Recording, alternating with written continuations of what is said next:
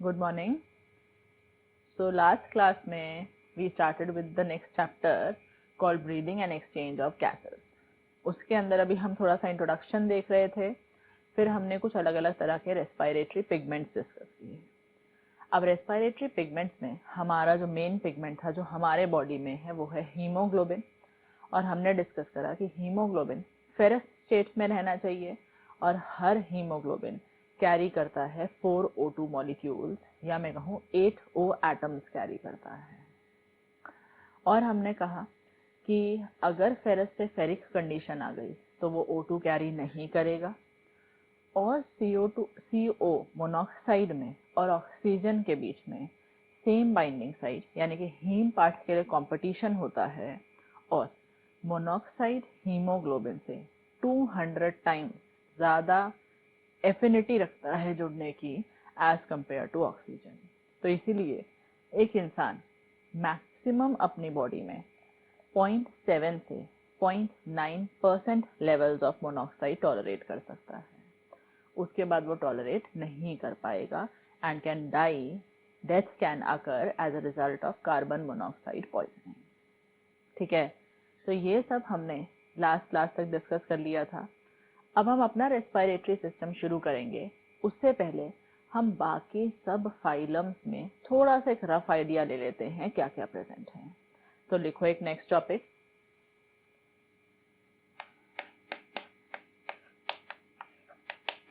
Different types of structures in animals, या लिख लो different types of respiratory structures in animals. तो लिखो number 1, in phylum Porifera and Cnidaria. सबसे पुराने फाइलम यही है ना, पोरीफेरा और नाइडेरिया। इन दोनों फाइलम में जनरल बॉडी सरफेस से जो भी स्पॉन्ज की बॉडी है उसी बॉडी सरफेस के through he exchange of gases होता है, तो इनके पास कोई स्पेशल मैकेनिज्म नहीं है। तो लिख दो इन फाइलम पोरीफेरा एंड नाइडेरिया के आगे through general body surface. Number 2, in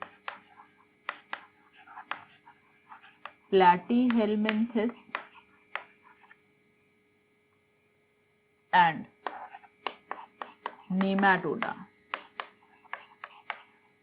और कंफ्यूज मत होना कि मैम नाइडेरिया के बाद एक और फाइलम आता है टीनोफोरा। टीनोफोरा की जो प्रॉपर्टीज हैं वो बेसिक प्रॉपर्टीज सब नाइडेरिया जैसी हैं, तो अगर लिखना है तो यहाँ भी लिख सकते हो पोरीफेरा, नाइडेरिया और टीनोफोरा, तीनों में ही जनरल बॉडी सरफेस है। फिर उसके बाद आया प्लैटीहेलमिन्थिस और निमैटोडा।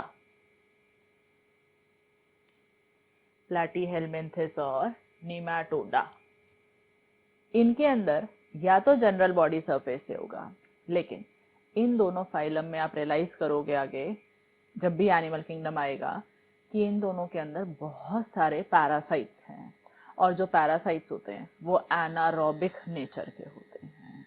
तो लिखो इसके आगे either through general body surface, either through general body surface, but they have mostly parasites, but they have mostly parasites which are anaerobic, but they have mostly parasites which are anaerobic। anaerobic। अब लिखो number 3, in annelida like earthworm। Number 3, in Annelida like earthworm. इसके अंदर respiration होता है through moist skin, नमी रहती है इसके स्किन में, उसी के थ्रू एक्सचेंज ऑफ गैसेस होता है। इसे कहते हैं क्यूटेनियस रेस्पायरेशन। तो लिखो इन एनालिडा के आगे respiration occurs through moist skin called cutaneous respiration। कहीं भी आएगा respiration through moist skin तो याद रखना है वो cutaneous respiration ही होगा। through moist skin called cutaneous respiration। Number 4, in arthropoda। In arthropoda इसमें बहुत सारी वैरायटी अवेलेबल है।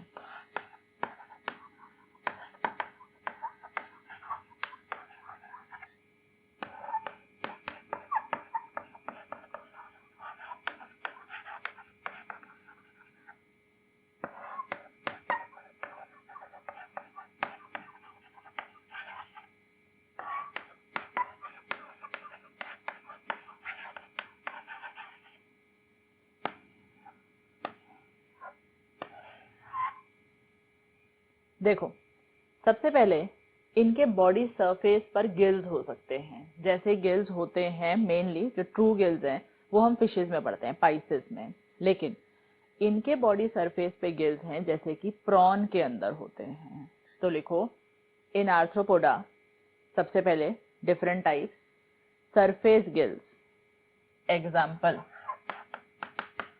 प्रॉन।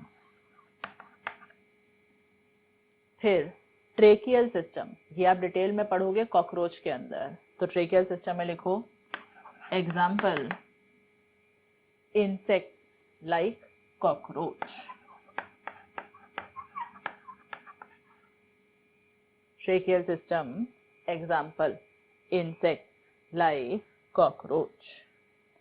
अगला book lung, example spider, scorpion, etc. Book lung, example spider, scorpion, etc. जैसे हम एक बुक को ऐसे खोलते हैं इस शेप में लंग्स दिखाई देते हैं तो नाम रख दिया है बुक लंग। और बुक की तरह शेप में दिखने वाले गिल्स हों तो उन्हें बुक गिल्स कहते हैं। इसका एग्जाम्पल है लिम्यूलस यानी कि किंग क्रैब। जो सबसे बड़े साइज का क्रैब है उसे किंग क्रैब कहते हैं, उसी के अंदर बुक गिल्स प्रेजेंट हैं। अब लिखेंगे नंबर 5, इन मोलस्का। इन मोलस्का, मोलस्का में लिखो either through body surface, either through body surface और टिनिडियल गिल्स। इसके पास एक स्पेशल गिल्स हैं जिन्हें टिनिडिया कहते हैं। C is silent, either through body surface और टिनिडियल गिल्स।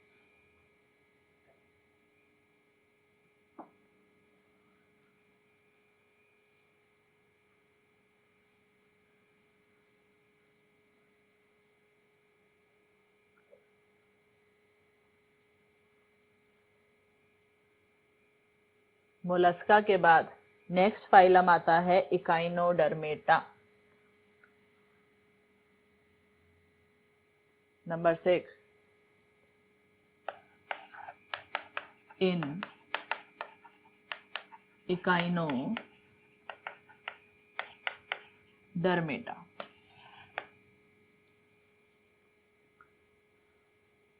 इकाइनोडर्मेटा में फिर से different types present. Peristomial gills,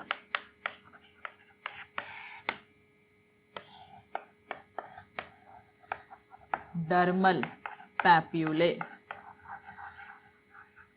इनका थोड़ा थोड़ा डिटेल हम आपको एनिमल किंगडम में बताते हैं, बहुत ज्यादा डिटेल जानना ही नहीं है, बस नाम बहुत हैं। Peristomial gills, dermal papulae,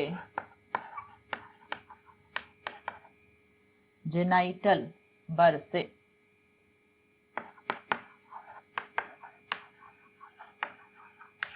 genital bursae, और एक है cloacal respiratory tree. Peristomial gills example sea urchin,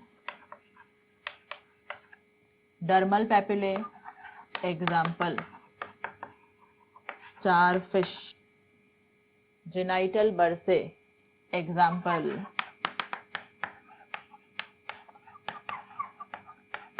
brittle star, और cloacal respiratory tree example sea cucumber.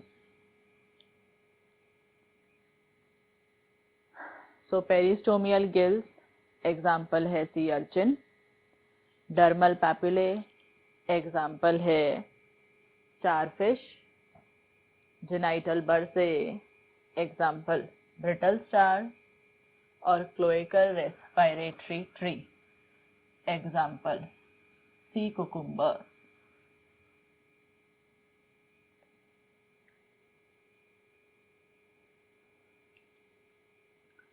ठीक है, अब इकाइनोडर्म्स के बाद आ जाएगा फाइलम कॉर्डेटा।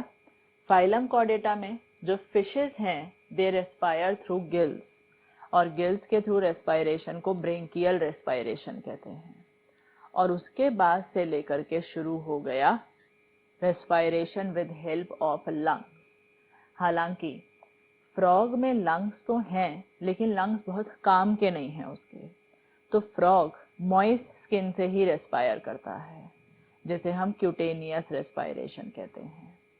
उसके अलावा जो बचे रेप्टाइल्स, एव्स और mammals, they respire with help of lungs, जिसे पल्मोनरी रेस्पायरेशन कहते हैं। ठीक है, तो लिखो नंबर 7 लास्ट, इनकॉर्डेट, इनकॉर्डेट। लिखो सबसे पहले, इन fishes respiration occurs through gills. In fishes, respiration occurs through gills, called branchial respiration, called branchial respiration. Next, in frog, respiration is mainly, in frog, respiration is mainly with help of moist skin, called cutaneous respiration. Respiration is mainly with help of moist skin, called cutaneous respiration. Next, in remaining vertebrates,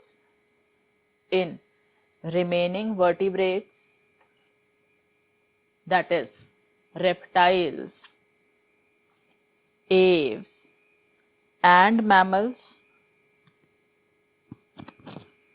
in remaining vertebrates, that is reptiles, aves and mammals, respiration occurs with help of lungs, called pulmonary respiration. Respiration occurs with help of lungs called pulmonary respiration.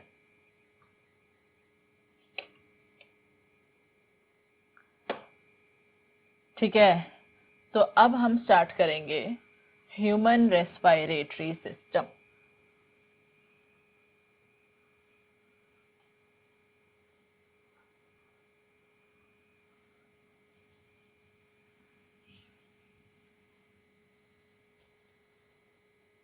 लिखेंगे next human respiratory system.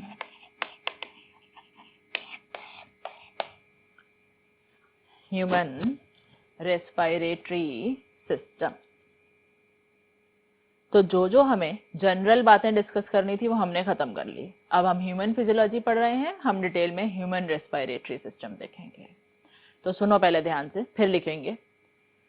सबसे पहला हिस्सा जो अपने system में है वो है ये एक्सटर्नल लेयर्स या नॉस्ट्रल्स. इन नॉस्ट्रल्स से ही हम एक्सचेंज करते हैं एटमॉस्फेयर के साथ.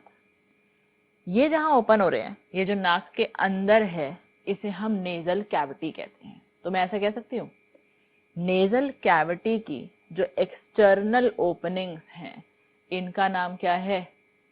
एक्सटर्नल लेयर्स या नॉस्ट्रल्स. तो देखो मैं पहला पार्ट लिख रही हूं, नंबर 1. सिर्फ सुनना भी.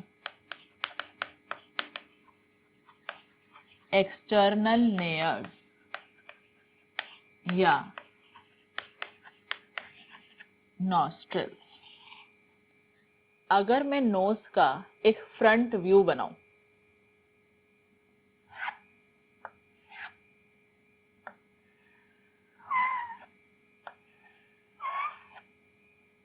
नोज का फ्रंट व्यू दिखाई दे रहा है?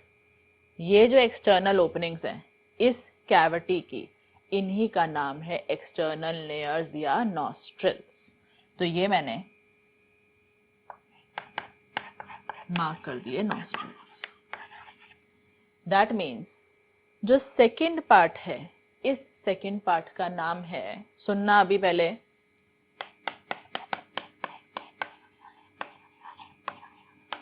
Nasal cavity. तो ये पूरी कैविटी है, इसकी ये 2 एक्सटर्नल ओपनिंग्स हैं और इसी तरह से 2 इंटरनल ओपनिंग्स भी होंगी, मतलब फिर से पेयर में. इन्हें कहते हैं इंटरनल लेयर्स.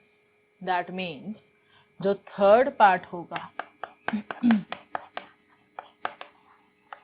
वो होगा इंटरनल लेयर्स. तो सीधा इमेजिन करो, मैं फ्रंट व्यू दिखा रही हूँ, सामने से आप नाक को देख रहे हो. इस नोज में ये आपको नॉस्ट्रल्स दिख रहे हैं, ये पूरी नेजल कैविटी है अंदर, और यहाँ कहीं जाकर पेयर में जो अंदर 2 ओपनिंग्स हैं वो क्या है? Internal layers. और इंटरनल लेयर्स जहां ओपन होती हैं उसे फैरिंग्स कहते हैं. याद करो, फैरिंग्स का पहला पार्ट था नेजोफैरिंग्स. तो ये जाकर के जहां ओपन हुई उसका नाम है फैरिंग्स, या मैं कहूं नेजोफैरिंग्स.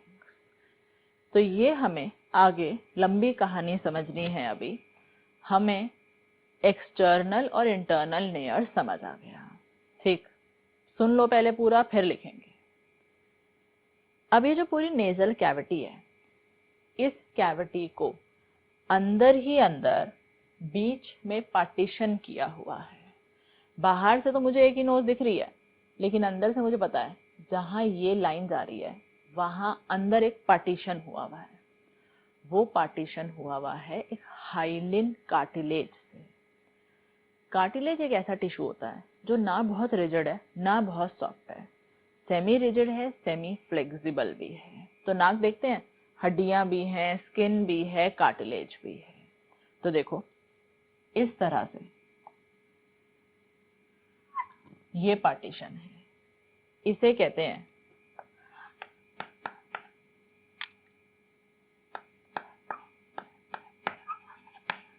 Nasal septum. मैं लिखाऊंगी अभी। ये बना होता है हाइलिन कार्टिलेज का, और इस नेजल सेप्टम के आ जाने की वजह से अब हमारे नेजल कैविटी के देख रहे हो 2 पार्ट हो गए। अब इन दोनों को मैं कह सकती हूं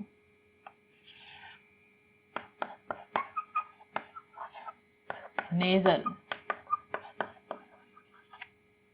chambers. So nasal cavity is divided into 2 nasal chambers by help of a partition in between called nasal septum, और ये सेप्टम बना हुआ है हाइलिन कार्टिलेज का। ठीक है, अब हर एक नेजल चेम्बर के हमने अपनी समझ के लिए 3-3 पार्ट कर दिए। सबसे बाहर वाला, बीच वाला और सबसे अंदर वाला। हर नेजल चेम्बर के 1, 2, 3, इसके भी 1, 2, 3 3 पार्ट हैं। सो जो फर्स्ट पार्ट है उसका नाम है वेस्टिबुलर पार्ट, सेकंड है रेस्पिरेटरी पार्ट,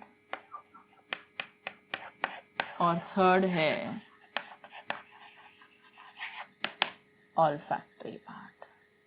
तो इस तरह से हर नेजल चेम्बर के कितने जोन्स हो गए? 3, वेस्टिबुलर, रेस्पिरेटरी और ऑल्फैक्टरी। ठीक है, इसका डिटेल समझाती हूँ, लिखना शुरू करो। आपने हेडिंग डाला ह्यूमन रेस्पिरेटरी सिस्टम, लिखो इसके नीचे इट इज डिवाइडेड इनटू, जैसे जैसे मैं लिख रही थी। नंबर 1 एक्सटर्नल नेयर्स या नॉस्ट्रिल्स। नंबर 1 है एक्सटर्नल नेयर्स या नॉस्ट्रिल्स। लिख दो इसके आगे, दीज आर पेयर्ड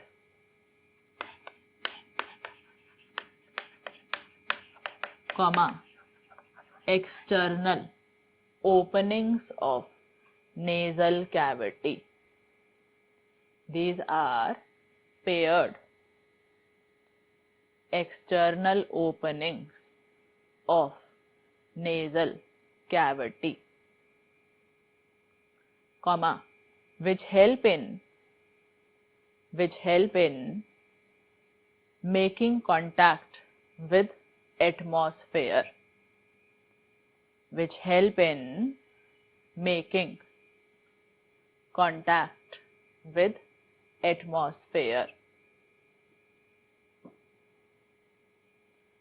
खत्म हो गया फर्स्ट पार्ट। अब लिखोगे second part, nasal cavity. Second part nasal cavity. इसमें लिखो it is divided into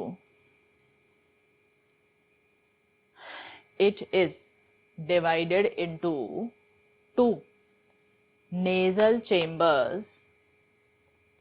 It is divided into दो nasal chambers, comma with help of a nasal septum।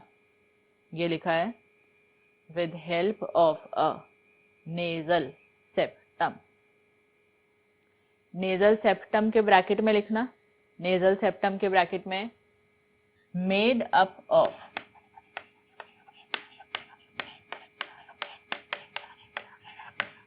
Hyaline cartilage. Nasal septum के bracket में made up of hyaline cartilage. Next देखो, each nasal chamber each nasal chamber is further divided into 3 zones. Each nasal chamber is further divided into 3 zones. अब ये लिखोगे number 1 जैसे मैंने लिखा है, vestibular part. Number 1 vestibular part.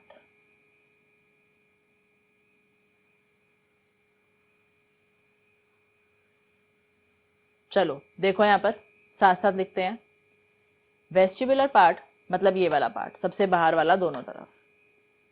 ये part internally lined होता है स्क्वैमस एपिथेलियम से, और इस पार्ट में हेयर्स हैं और म्यूकस प्रेजेंट है. तो यहाँ पर हेयर और म्यूकस रखने का पर्पस क्या है? ये एक तरह का सॉरी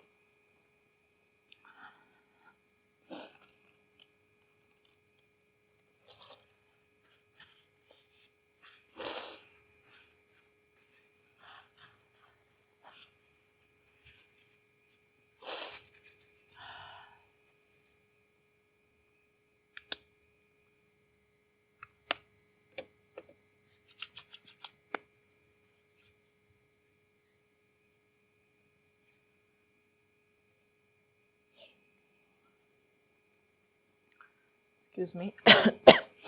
हाँ, तो देखो यहाँ पर हेयर और म्यूकस होने से मतलब है कि जो भी डस्ट पार्टिकल्स या पैथोजेंस आएंगे उसको ये यहीं की यहीं ट्रैप कर लेगा.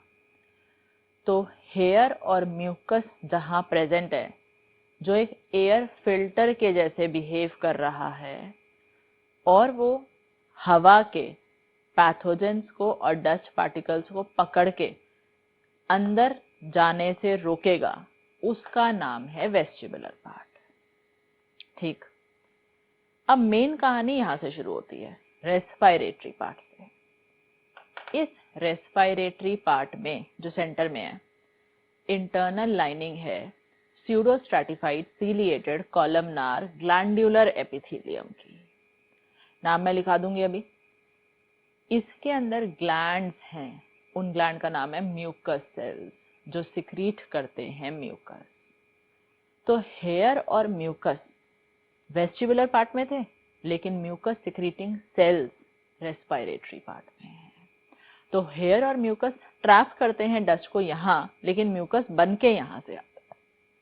दूसरी बात, इस रेस्पिरेटरी पार्ट में एक प्रॉपर छलनी लगी है, प्रॉपर एक सीव है जो हवा को छान करके अंदर भेजती है.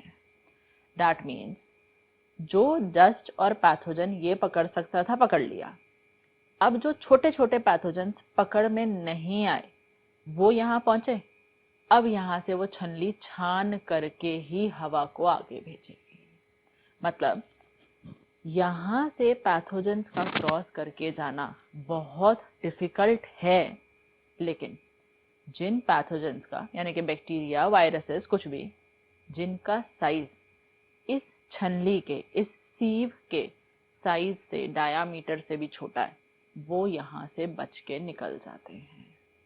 तो ये मेनली एक एयर फिल्टरिंग जोन है, क्योंकि यहाँ हेयर और म्यूकस थे, लेकिन वो छानने की बजाय ट्रैपिंग कर रहे थे. जो प्रॉपर छान रहा है, कि उठा करके ऐसे छान रहा है, वो ये रेस्पिरेटरी पार्ट है. प्लस इंपॉर्टेंट बात ध्यान से सुनना, इस रेस्पिरेटरी पार्ट में हमें कुछ फोल्डिंग्स दिखती हैं, प्रोजेक्शंस दिखते हैं. नाक के अंदर फील होता है कि हड्डियां प्रेजेंट है, जहां जहां हार्डनेस है वहां हड्डियां हैं. तो हर एक नेजल चेंबर के अंदर इस रेस्पिरेटरी जोन में देखो,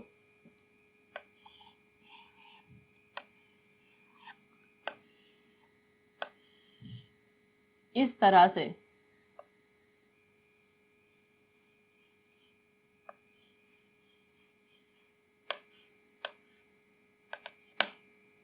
देख रहे हो, 1 2 3, ये 3 बोनी प्रोजेक्शंस हैं हर एक नेजल चेम्बर में।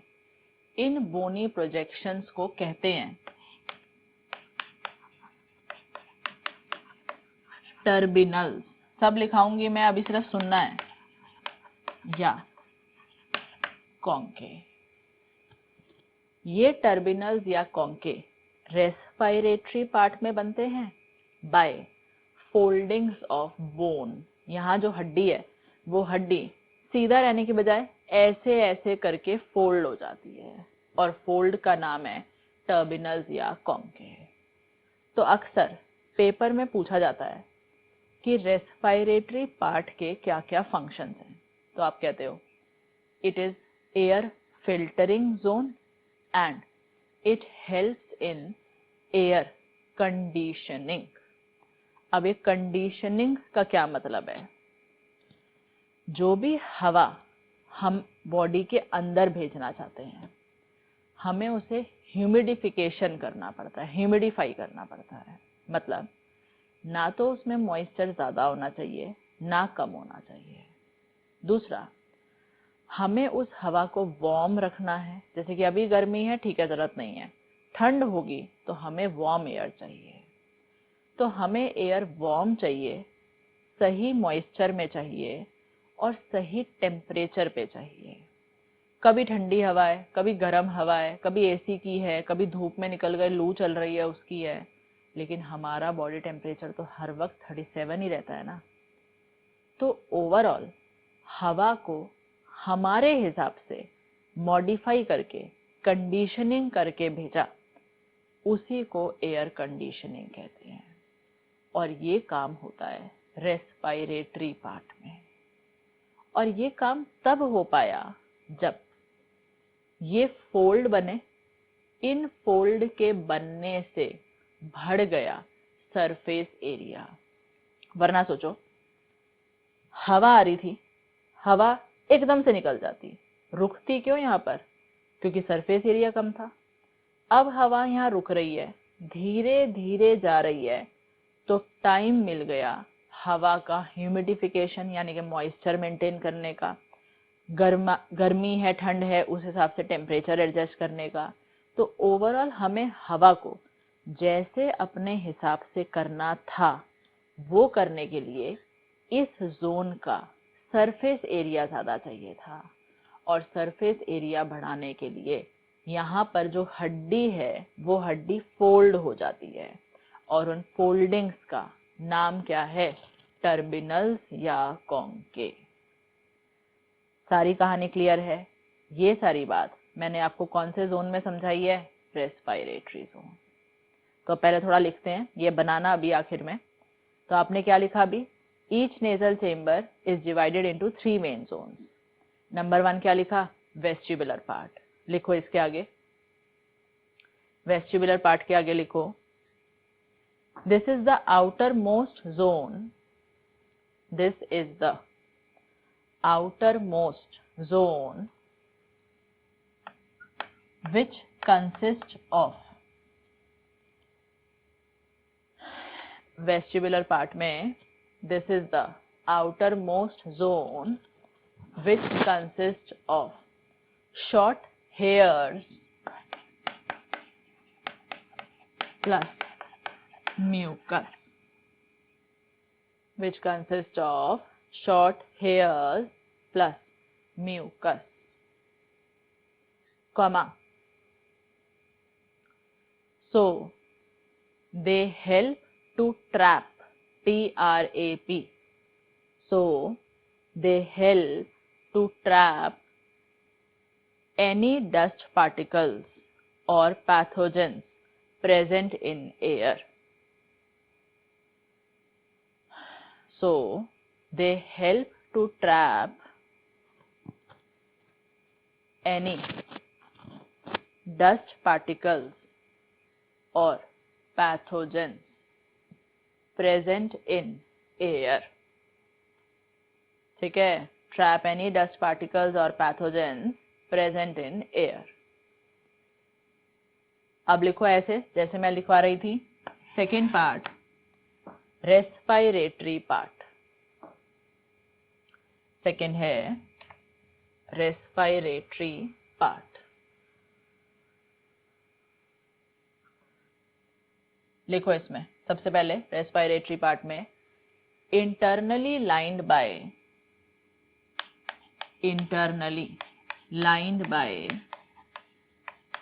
pseudo stratified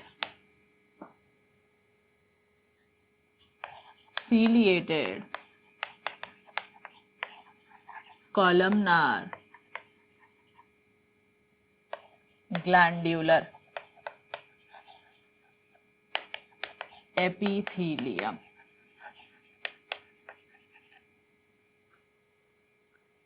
Internally lined by pseudo stratified ciliated columnar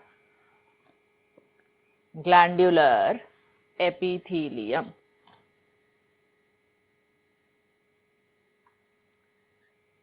next line इसी में लिखना है रेस्पिरेटरी पार्ट में। Next point, so this part consist of mucus secreting goblet sales.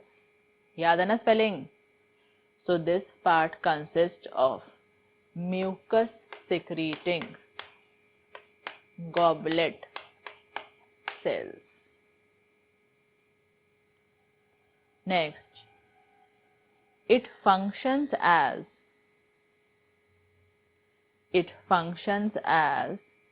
air filtering zone। It functions as air filtering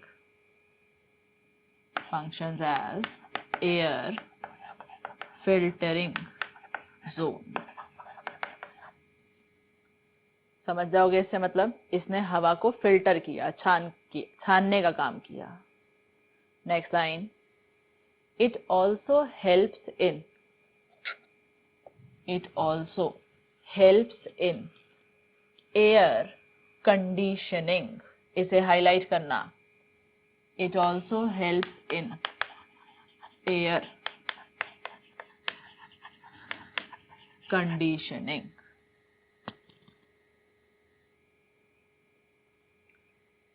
comma means it helps in humidification of air। means it helps in humidification of air। Bracket में लिखना maintains moisture content।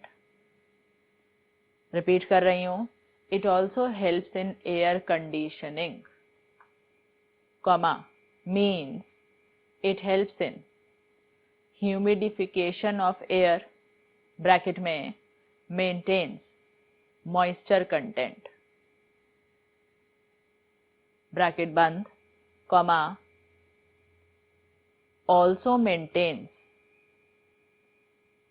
temperature of air, also maintains temperature of air, etc. before air enters into the body। also maintains temperature of air, etc. Overall पूरा modify कर दिया, etc. before air enters into the body।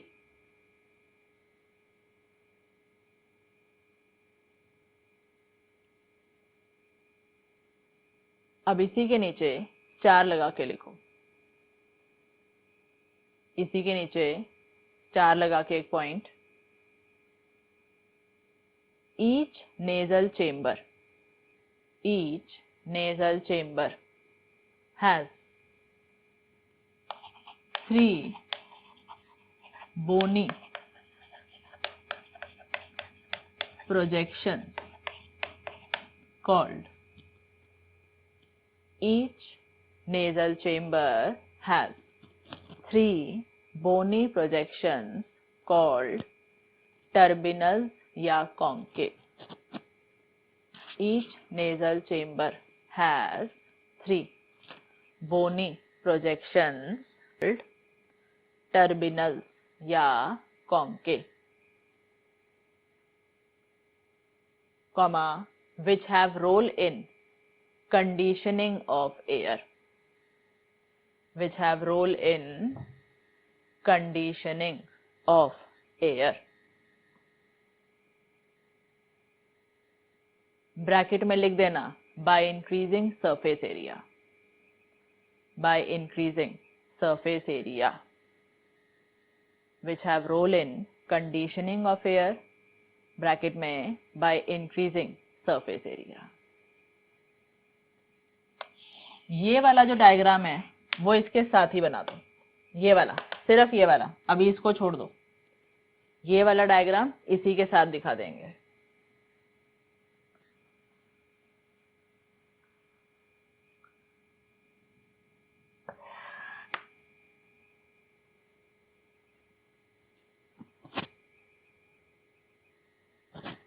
अब लिखेंगे third part olfactory part, ये वाला, ये नहीं शुरू हुआ अभी ये लिखना है थर्ड पार्ट ऑल्फैक्टरी पार्ट।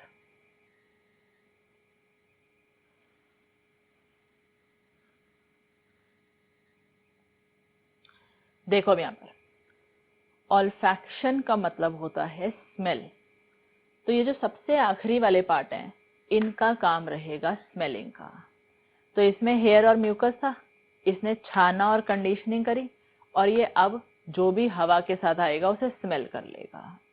उसके बाद फाइनली इंटरनल लेयर्स फेरिंग्स में ओपन होंगी। तो ये जो अल्फैक्टरी पार्ट है इसमें भी अंदर स्यूडो स्ट्रैटिफाइड एपिथेलियम है, और इसी अल्फैक्टरी एपिथेलियम को नीडेरियन मेम्ब्रेन भी कहते हैं। एक ही बात है, और इसका फंक्शन क्या रहेगा? To smell. तो लिखो olfactory part के आगे it is internally lined by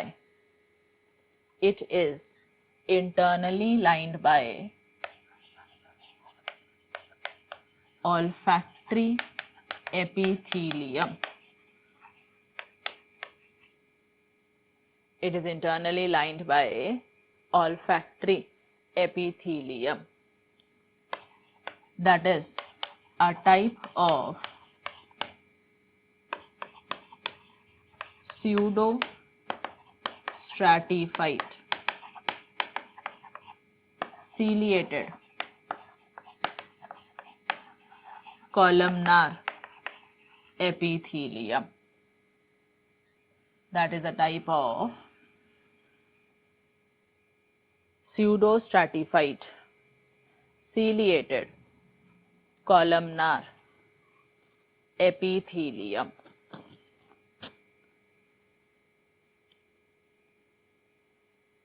Next line, also called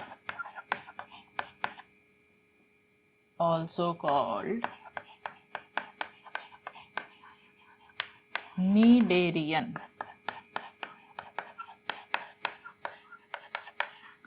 membrane, also called Cnidarian membrane.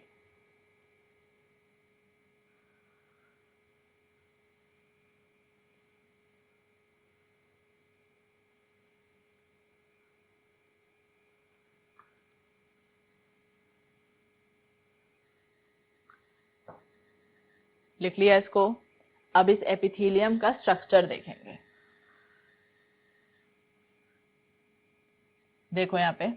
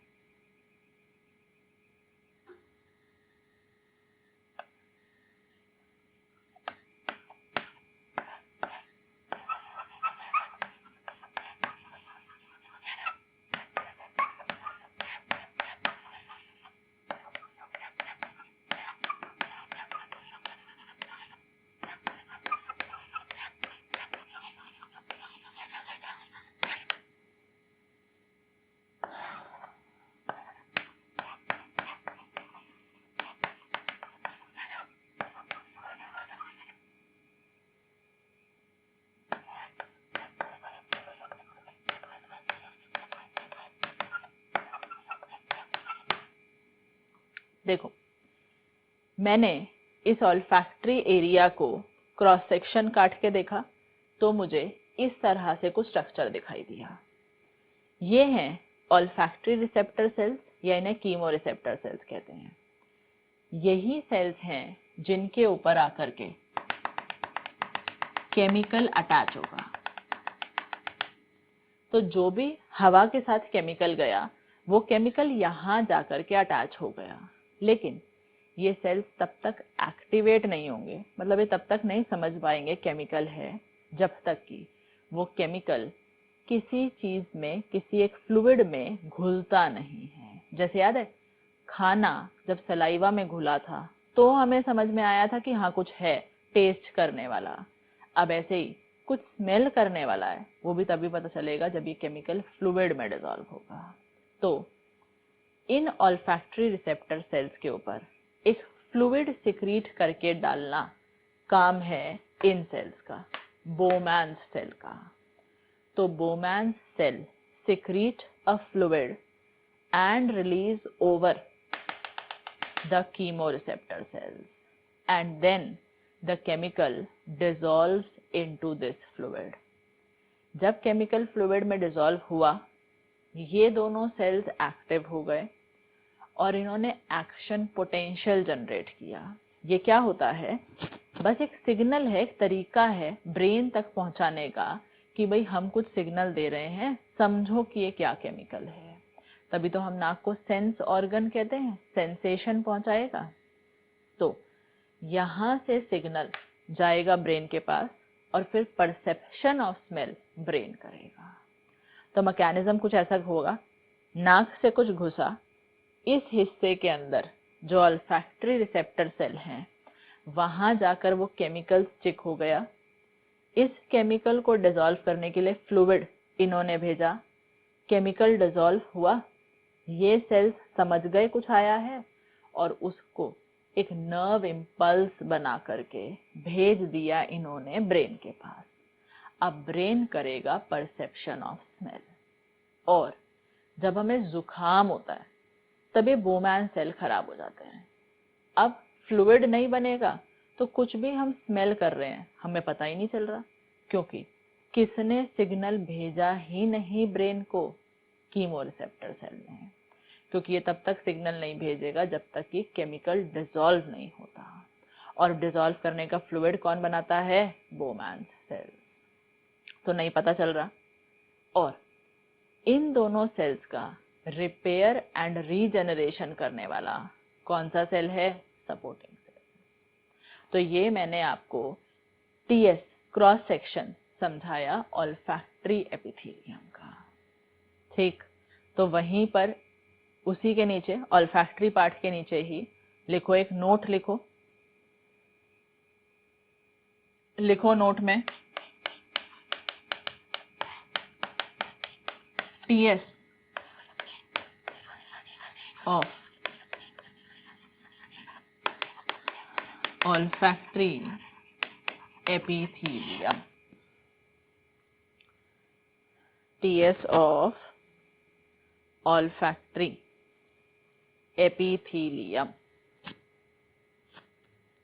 ठीक है, इस TS के नीचे ये कैप्चर कर लेंगे डायग्राम, इसको बना देंगे। लिखो फिर डायग्राम के नीचे,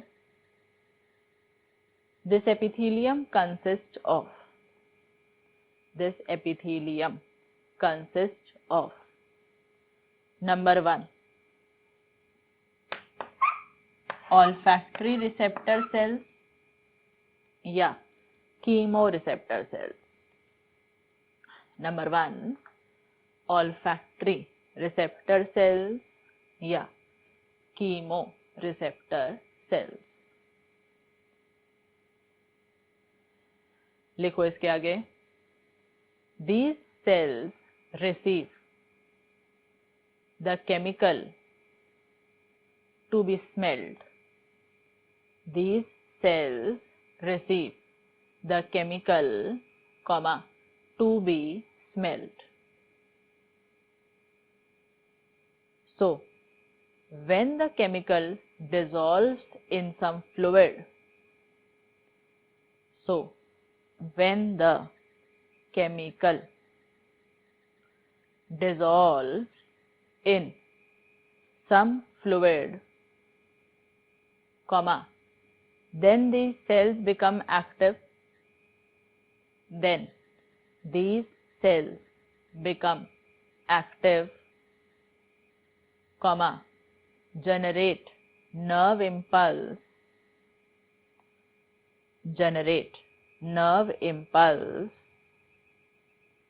and send the signal to brain. Generate nerve impulse and send the signal to brain.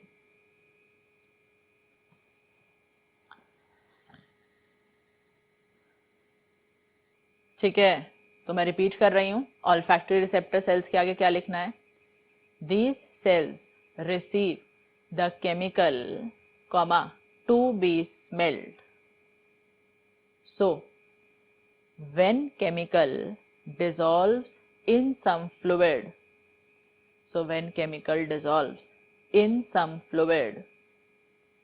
comma, then these cells become active, comma, generate nerve impulse and send the signals to brain.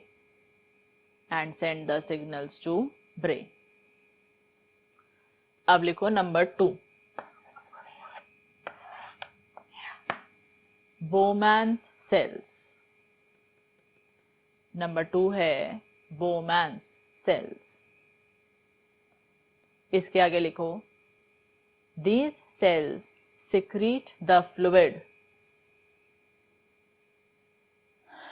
These cells secrete the fluid which is necessary to dissolve chemical. These cells secrete fluid which is necessary to dissolve chemical present on olfactory receptor cell. Which is necessary to dissolve chemical on olfactory receptor cell. अब लिखो number 3. Supporting cells. Number 3 है supporting cells. Help in repair and regeneration of cells. Help in repair and regeneration of cells. ठीक है, तो ये देख लो ध्यान से, नोट डाउन कर लो. ये हमने ऑल्फैक्टरी एपिथेलियम भी साथ साथ समझ लिया. तो आप देख रहे हो हम साथ साथ सेंस ऑर्गन्स भी डिस्कस कर रहे हैं. हमने टंग को टेस्ट के लिए डाइजेशन वाले चैप्टर में पढ़ा और अब हम ऑल्फैक्शन के लिए, स्मेल के लिए नोज का ऑल्फैक्टरी एपिथेलियम पढ़ चुके हैं. तो इसको मैं रब कर रही हूँ.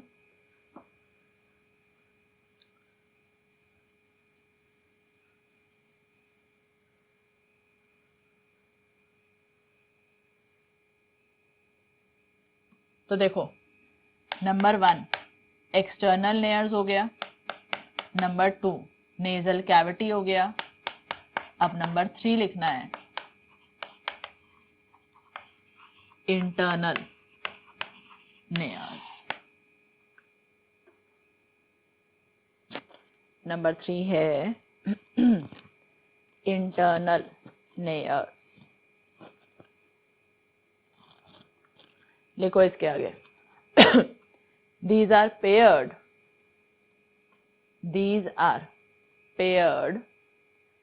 internal openings. These are paired internal openings of nasal cavity. These are paired internal openings of nasal cavity. ठीक, ये लिखने के बाद आप ये डायग्राम बना देंगे। इंटरनल लेयर्स लिखने के बाद डायग्राम ड्रॉ कर दोगे और डायग्राम के बाद फोर्थ पार्ट लिखोगे फैरिंग्स।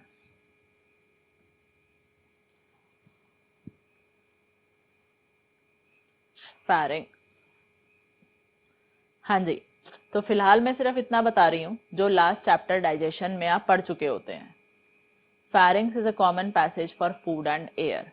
आगे यहाँ से निकलेगा हवा लेकर और फिर इसमें खाना भी गिर जाएगा। और इसके 3 मेन पार्ट्स थे, नेजोफैरिंग्स, ओरोफैरिंग्स, लैरिंगोफैरिंग्स। किसमें कौन सा एपिथीलियम था ये हम आपको डाइजेशन वाले चैप्टर में पढ़ा देते हैं। नेजोफैरिंग्स में खास करके सीलिया लगे होते हैं जिससे कि ये म्यूकस को पुश कर सके। ठीक है, तो बस इतना लिखो फिलहाल। फैरिंग्स में it is a common passage for food and air. It is a common passage for food and air. Next, divided into 3 main parts, that is nasopharynx, oropharynx and laryngopharynx. Divided into 3 main parts, nasopharynx, oropharynx and laryngopharynx. Next, nasopharynx is internally lined by ciliated epithelium. Nasopharynx is internally lined by ciliated epithelium. ठीक है, तो आज के लिए इतना ही। Next class में हम फैरिंग्स से ही आगे कंटिन्यू करेंगे। Thank you.